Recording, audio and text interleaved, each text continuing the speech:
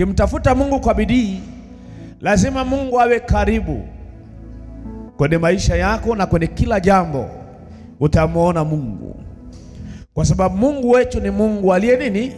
Karibu. Na yuko karibu juu ya wale wamtafutao kwa bidii, juu ya wale wamwombao kwa bidii. Vitu vingine havitokei kwenye maisha yetu kwa sababu Mungu akitazama bidii haoni bidii. Akitazama kuomba kwako auombi kwa bidii. Yesu atusaidie sana. Kitabu cha Yakobo sura ile ya 5, tasoma ule mstari wa 16 na ule mstari wa 17. Sema bidii. Yakobo 5:16 na 17. Ungameni dhambi zenu ninyi kwa ninyi, Ndiyo. na kuombeana mpate kuponywa. Ndiyo. Kuombeana mpate kuponywa. Kuomba kwake mwenye haki, Ndiyo, kwafaa sana akiomba kwa bidii. Kwafaa sana endapo ataomba kwa bidii, endapo atamtafuta Mungu kwa bidii.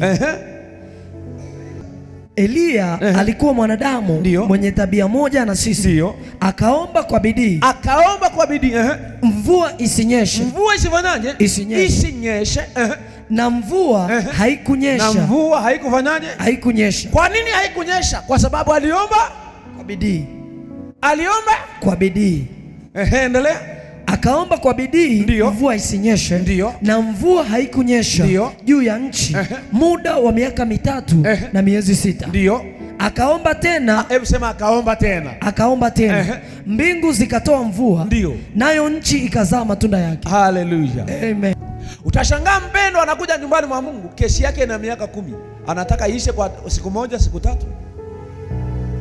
Yesu atusaidie sana. Nasema Yesu atusaidie sana.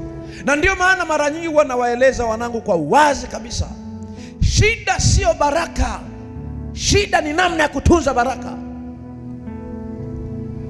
ni namna ya kutunza kile ulichopokea. Kusema tu pokea na wewe kusema amina sio shida. Shida ni utunzaji wa kile ambacho umefanya. Ndio maana kilichopatikana kwa maombi kinatunzwa. Kwa nini? Lazima uonekane bidii. Huyu mtu aitwaye bidii lazima afanyeje? Lazima aonekane. Yesu atusaidie sana. Hata tu maisha ya kawaida, una biashara yako, usipokuwa na bidii lazima ifungu. Hata kama una upako kiasi gani, lazima ufunge hiyo biashara. Una kazi yako, una bidii ya kuamka mapema, wahi kazi, unaweza kufukuzwa kazi. Si zaidi mbele za Mungu. Una duka lako, mpendo huko hapa, unataka kikapu hicho kijae zaka, lazima ujifunze kuamka kwa bidii mapema. Haleluya. Haleluya. Usipo, yani una mfano wewe kazi yako labda chapati na nini, mandazi, chai. Si sawa? Kuna watu saa 11 wanakunywa nini? Si sawa? Wewe unaenda fungua mgao wako saa 4. Kufunga utafanyaje? Utafunga. Kwa nini? Kwa sababu umekosa nini?